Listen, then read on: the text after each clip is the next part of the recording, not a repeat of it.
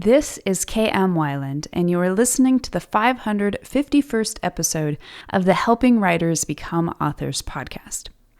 I hope you enjoyed this week's episode, Archetypal Character Arcs Part 18, The Flat Archetype of the Parent. When we think of archetypal characters, the parent probably isn't the first to come to mind.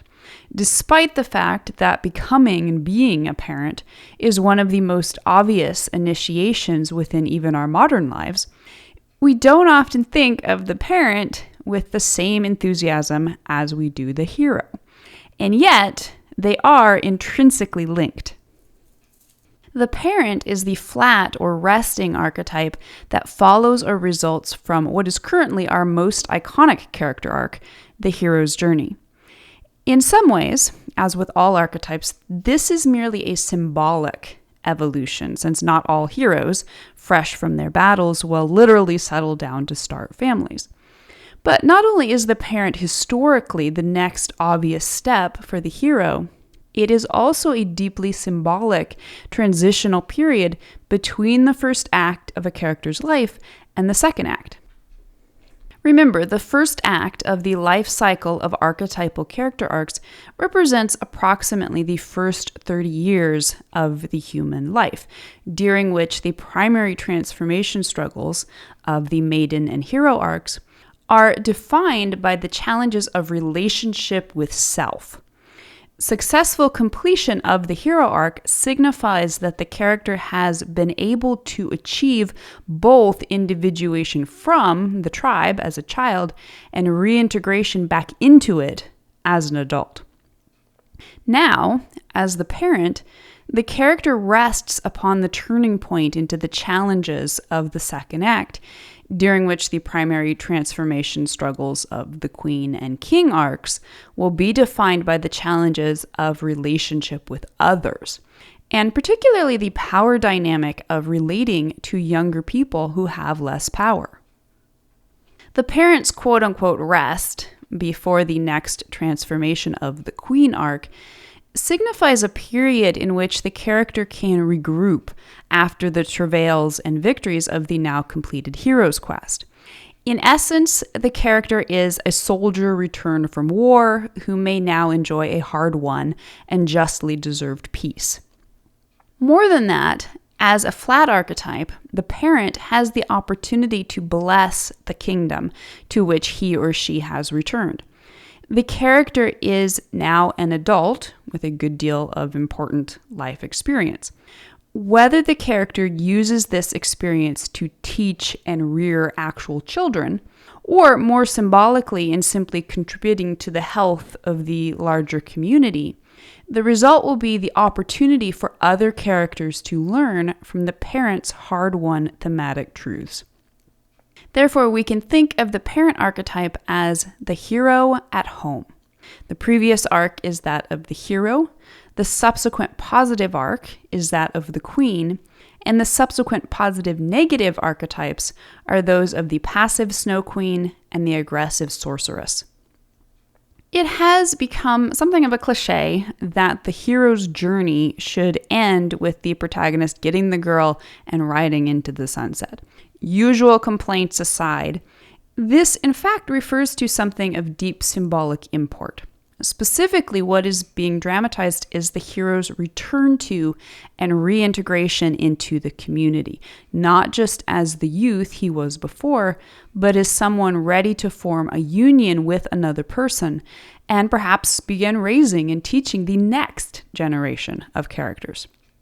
In The Hero Within, Carol S. Pearson explains, symbolically, it is important that at the end of the old heroic myth, after he has confronted his fear by slaying the dragon, the warrior comes home and marries.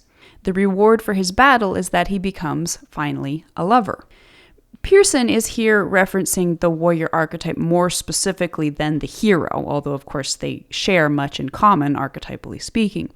But she points again to the inherent challenge of the hero arc being that of submitting his power to a love worth fighting for.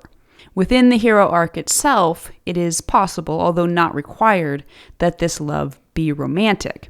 But by the time the hero has returned to the kingdom to become the parent, that love will extend to encompass a much larger family, to which the character is now willingly responsible. In many ways, the parent represents the mysterious happily ever after that classically ends so many hero stories. It is a time when the harvest of the character's life is ripe.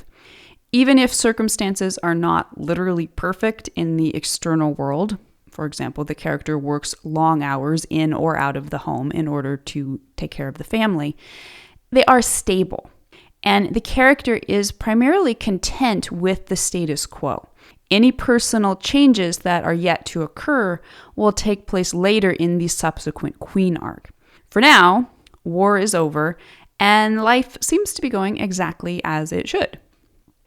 After the questing of the hero arc, the parent has returned home once more.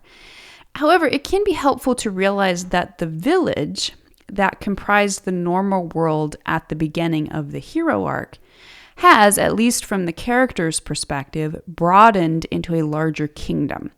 Having seen the world during the quest, the character understands the world is a larger, more interconnected place than was obvious in the first act arcs. More specifically, however, the parent's normal world can be thought of as the hearth, since the primary focus is on what's happening in the character's own home rather than out there in the larger world. The primary focus within this interstitial period is that of nurturing others, loving them, raising them, teaching them, helping them grow. This is, of course, where we see the cycle start to repeat. Both the child archetype and the maiden archetype began with the character as a young person, faced with the challenge of separating from the parent and the hearth. Now, that child has become the very parent from whom the next generation will eventually have to individuate as well. Indeed, the next challenge for the parent in that subsequent Queen arc will be that of letting the maidens individuate. For now, however, this challenge remains in the future, as the children are yet too young and dependent. At this stage, it is vital that the responsible parent, whether father or mother, provide the love and security that will give the children a strong foundation from which to begin their own arcs. In the heroine's journey, Maureen Murdoch describes this stage specifically in reference to the mother. She says, in most cases, the mother is the primary object of an infant's dependency, and the task of the child is to move from this fused symbiotic relationship towards separateness, individuation, and autonomy.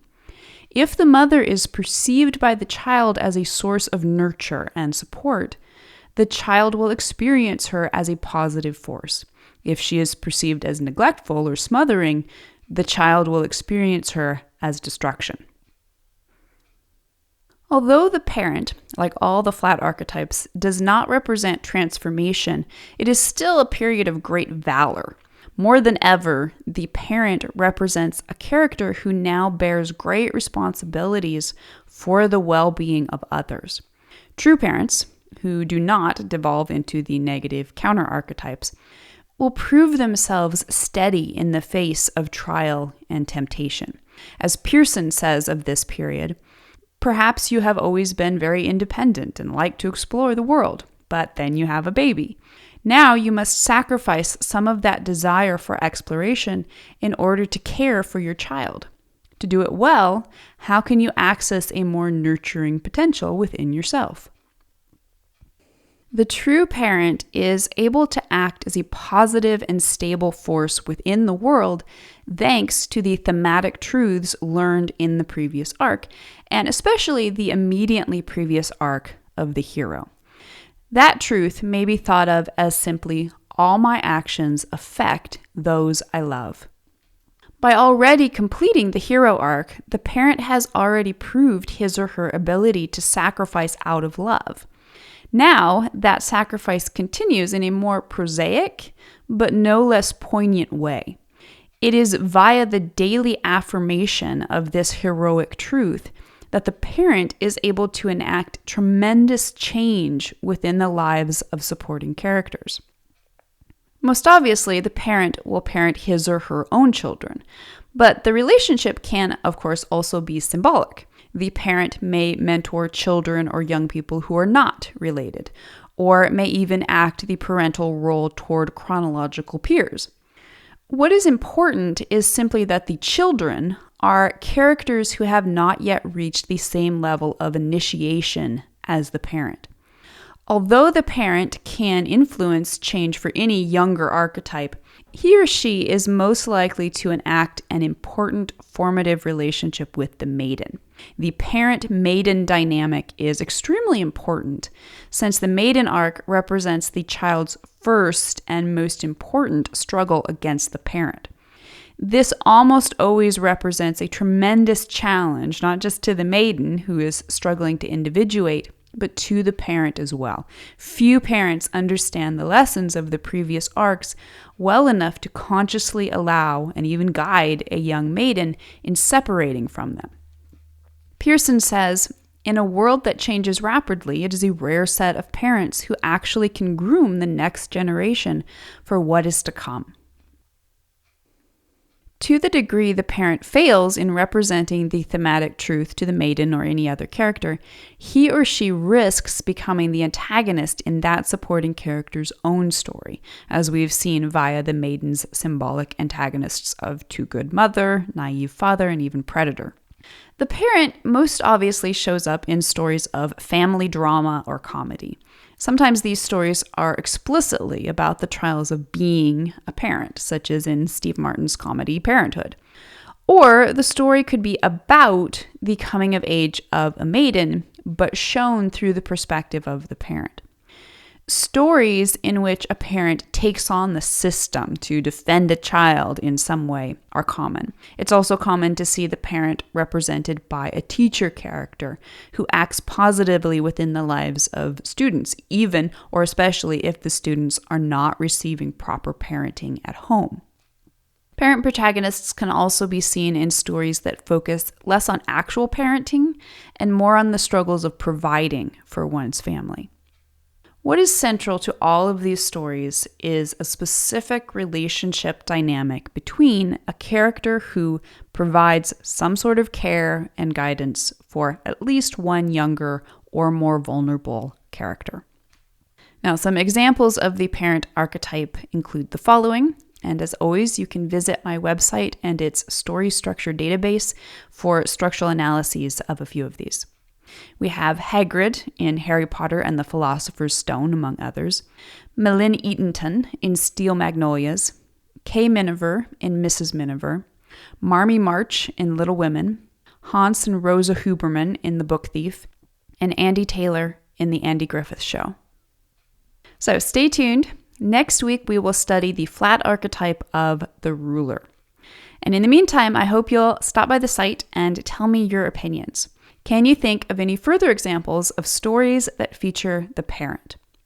If you'd like to be part of the word player community over on my site and join in the conversation on this subject, be sure to stop by the website at helpingwritersbecomeauthors.com. You can always find a transcript of the most recent podcast and add your voice to the discussion by visiting the first post on the site's homepage. And don't forget that if you're looking for an older post, you can always find those by putting the podcast title in the search field at the top of the right-hand column. If you enjoyed this podcast, you can subscribe on Apple Podcast, Spotify, and Amazon Music, or whatever your favorite podcast platform may be. And if you'd like to do something to support helping writers become authors, it always means a ton if you're able to leave just a quick rating or review on your site of choice. Also, many thanks to those who support my work on Patreon. Your patronage helps make helping writers become authors and its many resources available to writers everywhere. If you're interested in becoming a patron, you can find out more at patreon.com/kmweiland. Thank you so much for listening to the Helping Writers Become Authors podcast, and be sure to check back again next week.